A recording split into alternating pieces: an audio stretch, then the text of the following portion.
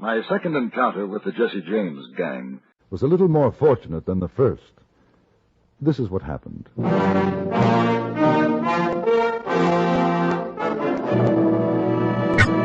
Frontier Gentlemen.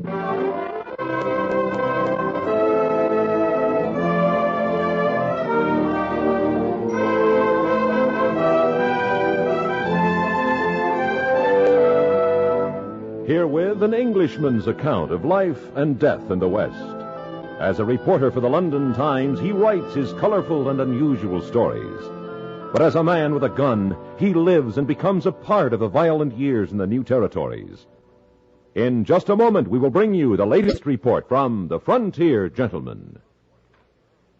Keeping one ear to the ground may offer fine possibilities for calisthenics. But when it comes to keeping up with world affairs, you'll find CBS News much more reliable, much more convenient, too. Regularly scheduled CBS News programs, like those featuring Walter Cronkite and Wells Church, come to you on most of these same stations throughout the week. They keep you right up to the minute with history, with concise, informative reports. Now,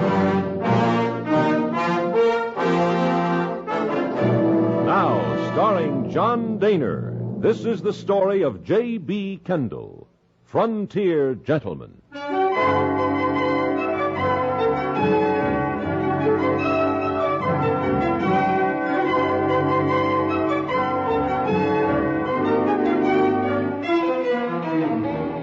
Thaddeus Clark was a miner returning to Illinois from the western Wyoming gold mining country. He and I shared a common bond. We had both been held up by Jesse James and his companions outside of Laramie.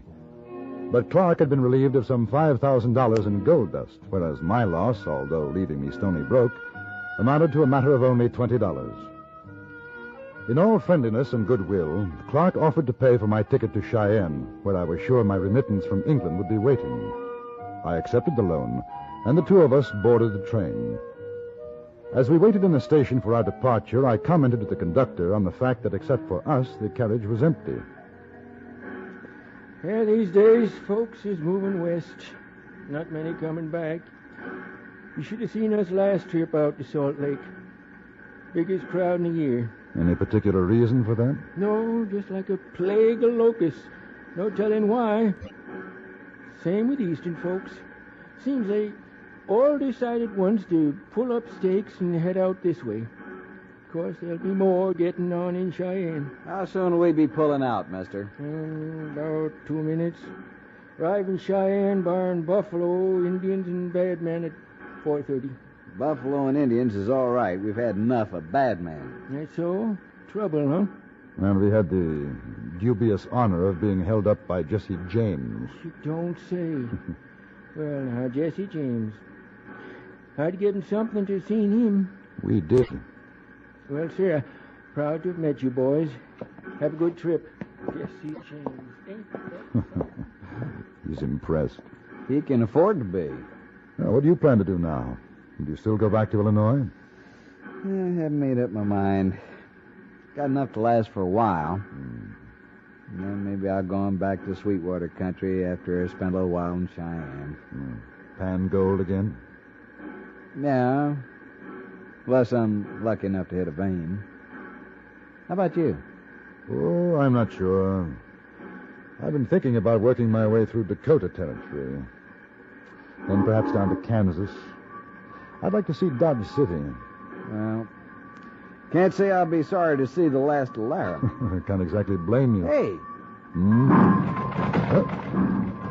Coming out of the waiting room. Those two men.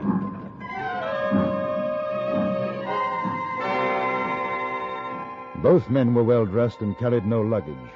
They ran toward the train and then disappeared from view. But I'd had enough time to recognize at least one of them. It was Jesse James' companion, the one we knew only as C.D. They got on. I'll swear they did. Did you see him, C.D., did you? Yes. You think the other fellow's one of the gang? I never saw him without a mask, but I'd be willing to bet on it. Keep your head down. Pretend to be asleep. I'll read the newspaper. Right. Leave Laramie. Harvey. I swear, CD, I don't know how you do it. I swear. You just don't know how. Let's get them. No, not yet. Keep your head down. If they look back, Can you see? What are they doing? they've just sat down. Up at the front. I get my hands on that sneaking lowdown. And the question is, are the others on the train, too? You mean James? Yeah. He might have gone further back. We didn't see him. My 5,000. If they've still got it, you might get it back. What's going on now? They've got a bottle. Taking a drink. All right. I think now's as good a time as any. Get out your gun. You sure it's loaded? Yep. We'll walk up there, quietly. We'll sit down behind them.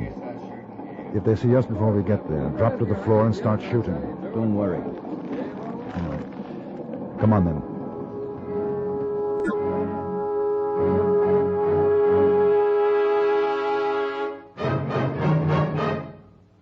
Listening to Arthur Godfrey Time 5 days a week is a virtue that comes with a built-in reward. Arthur and the gang have just one thought in mind, to bring you entertainment. Since their songs and comedy do just that, you do yourself a favor every time you tune them in. Every weekday, join us on most of these same stations for Arthur Godfrey Time.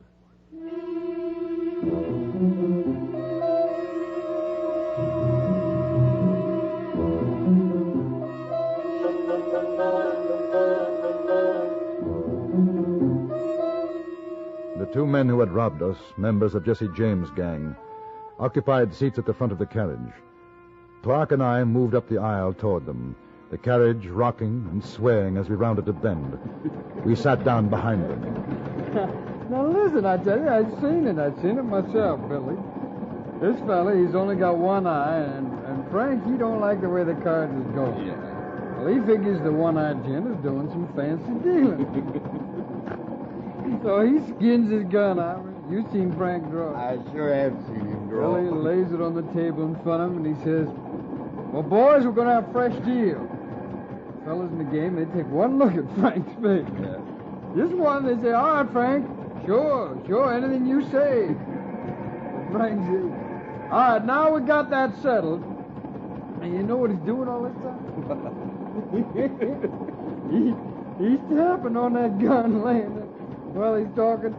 And he says, now we got that settled, I'm saying right now that from here on there ain't going to be nothing but square deal.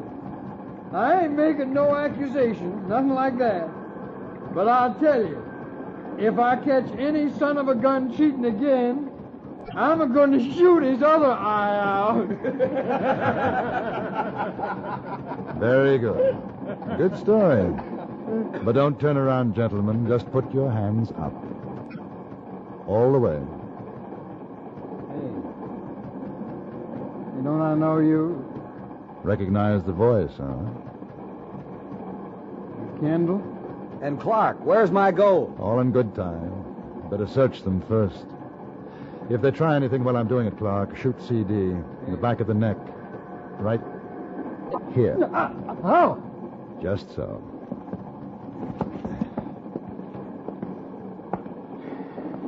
Well, an unexpected pleasure, CD.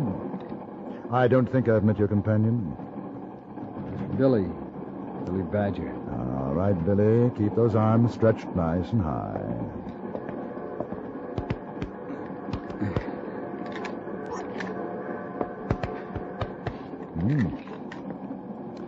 Quite an arsenal. And that does for you. Now, CD. Very carefully. Get up and come out into the aisle. You hold these, Clark.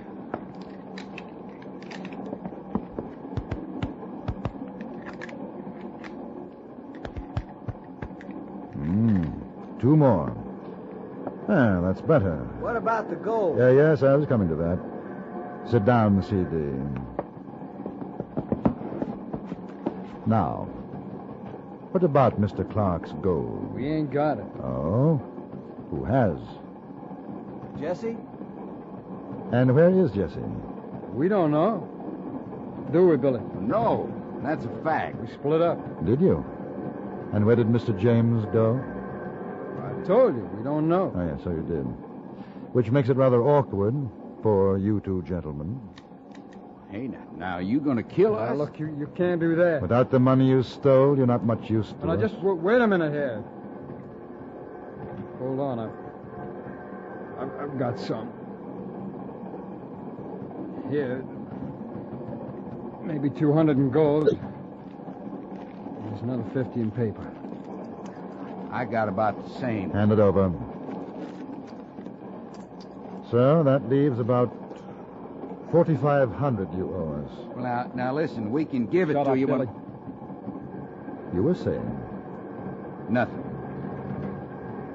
All he meant was that when we get to Cheyenne, maybe we raise the money there for you. Is that what he meant? Yeah, that's right. They're lying, Kendall. I agree. No, we ain't lying, honest. We sure ain't. You want first shot, Clark? Sure. Not in the stomach, though. They make so much noise. Now that downright Fellas, murder. Give us look, a they're chance. kidding, Stand ain't up they? in the aisle, boys. We don't want to get blood all over the seat. Wait Now, a minute. look. Wait a minute. You can get your money. Shut up, Billy. But Just shut up. Kendall, I'll bet you $5 you can't take off an ear at 5 paces. Whose? Either one. I'll take Billy. You've got a bet. Which ear, right or left? Left. Left. Move over, CD. Billy, back up to the door. well, now look, fellas. You've got nothing to worry about, Billy. He's bluffing. Back up. He's bluffing, Billy. How do you know? Ain't your ear. Yeah, that's far enough, Billy. Ready? You ain't got the guts, Kendall. Don't worry, Billy. He ain't got the guts. Oh. Missed. That's 5 you owe me. Same bet. You try it. All right. No, I'll tell you. You shut up, Billy. You shut up. I ain't shooting at you. Frank Stack. In the next carriage back. He's carrying them gold sacks we took off him. Anybody else with him? No. Where's No, he's James? alone. Where is James? We're meeting him up ahead. Good. Now sit down again, both of you. Clark, I'll get Stack. You keep an eye on these fellows. What's he wearing, Billy? Oh, regular black sack coat, vest, bowler hat. He's about your height. Wouldn't you figure, CD? Yeah, I guess. Fine. If they give you any trouble, Clark... Well, we won't give no trouble, honest. I moved back through the carriage and out onto the open platform, climbed over the railing, and into the next coach. I looked for the conductor, but he was nowhere in sight. Then I spotted the man who answered the description of Frank Stack. He was sitting alone, but I felt uneasy when I saw that the seats both behind and in front of him were occupied. Keeping my gun hidden underneath my jacket, I quickly moved down the aisle and sat down next to Stack. Find another place, mister, right away. This is a gun, Stack. See? Now, we don't want any of the people in here to be hurt, do we? Hey, you're the fella that was That's it. right. It's the one you held up near Laramie. Pick up your bag and walk ahead of me. Hey, now listen, Don't I talk, don't have... just do as you're told. Yeah, all right. Don't get itchy. We're going to join your friends up in the next coach. Walk slowly, behave yourself, and you may live until we reach Cheyenne. Yeah, sure. $50 in That ain't gonna prove nothing. Just put up a shot.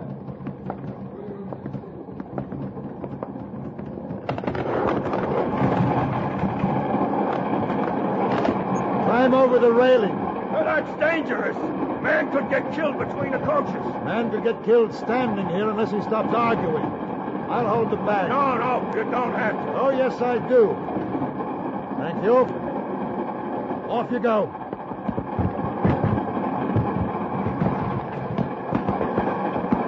Open the door and go in.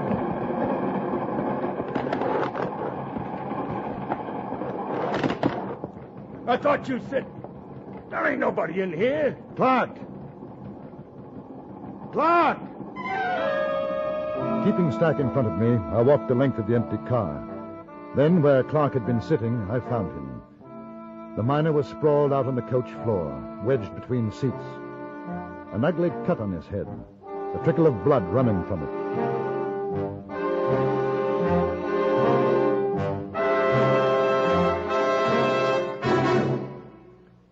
Get more for the money you spend. Earn more on the money you save by making use of the practical information that comes your way on the business news. Throughout the week on CBS Radio, our business news brings you Walter Cronkite or Bill Downs with an up-to-the-minute report on price trends, marketing conditions, and everything else of a business nature that's likely to interest you. Join us on most of these same CBS radio stations when it's time for the next edition of the Business News.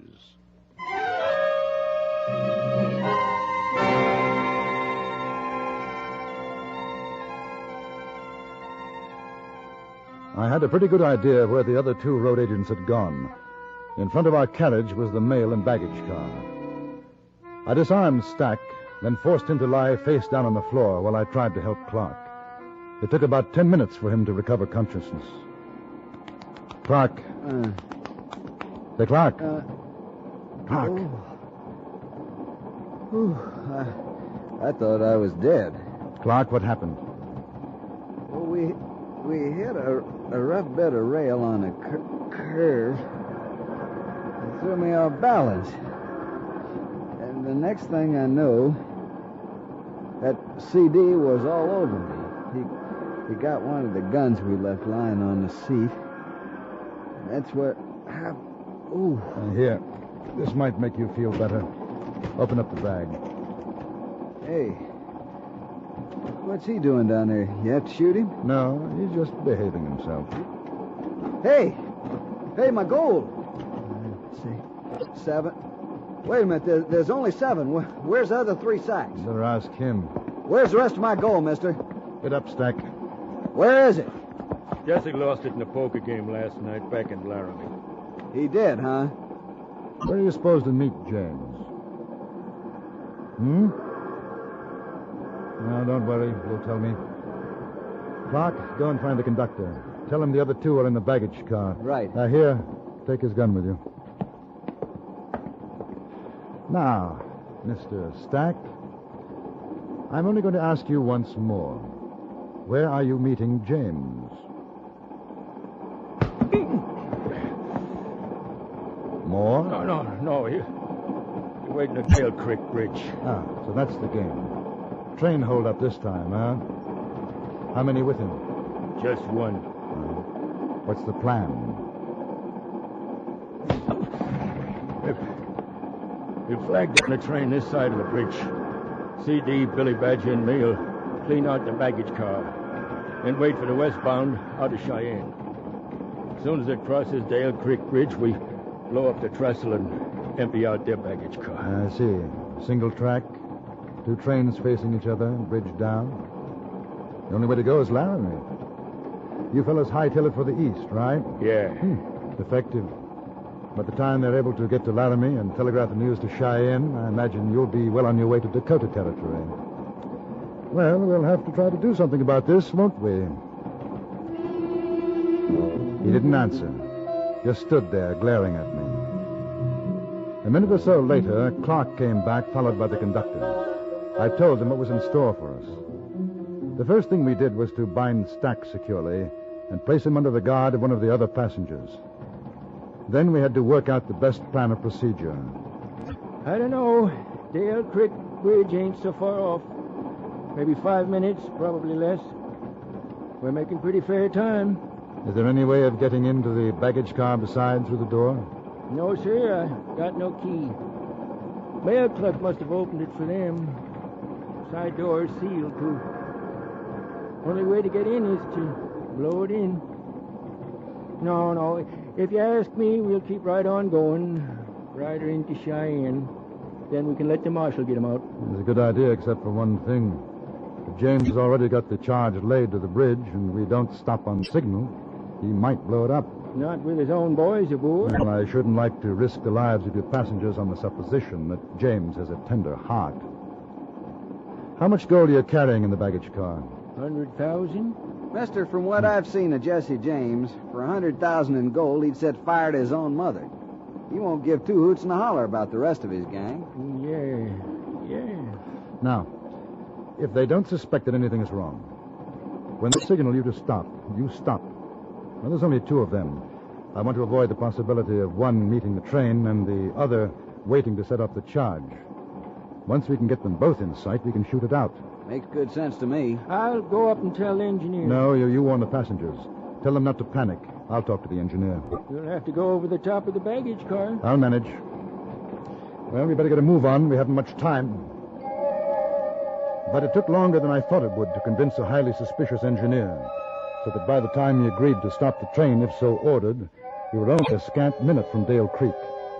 I remembered the trestle from another trip I had taken a few weeks before.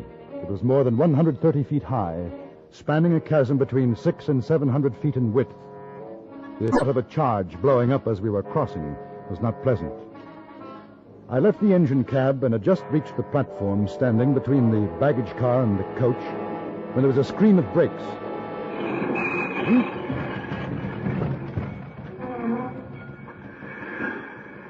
See anything? Not yet. Yes, there's one. He's on horse, standing by the engine. I can't see who it is. Nobody on this side. Well, unless they're going to blow up the side of the car, James is either going to have to get in through here, or CD and Badger will have to come out. Maybe they're waiting for one of the boys to get off. You figure there's some kind of signal we don't know about? No. Wait a minute. There's another. Both of them now. Come over here. Yep. That's James on the black horse, see? Yeah. Keep back. Kendall, look out! Jesse, it's a trap! Look out, Jesse! Come on, Jesse, let's get out of here! Give me your gun, Clark! But it was too late. Jesse James and his companion were gone. When we reached Cheyenne, Frank Stack and the bodies of C.D. and Billy Badger were turned over to the marshal. Thad Clark recovered all but $750 of his fortune, and I, my $20, as well as being able to boast that I had fired at and missed the notorious Jesse James.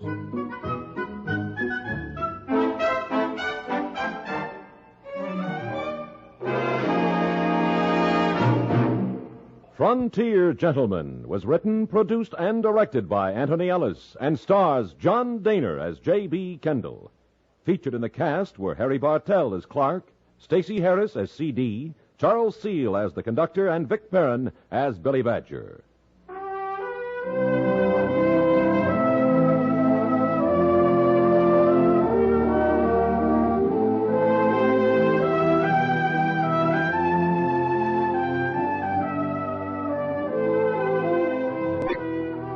Join us again next week for another report from the Frontier Gentlemen.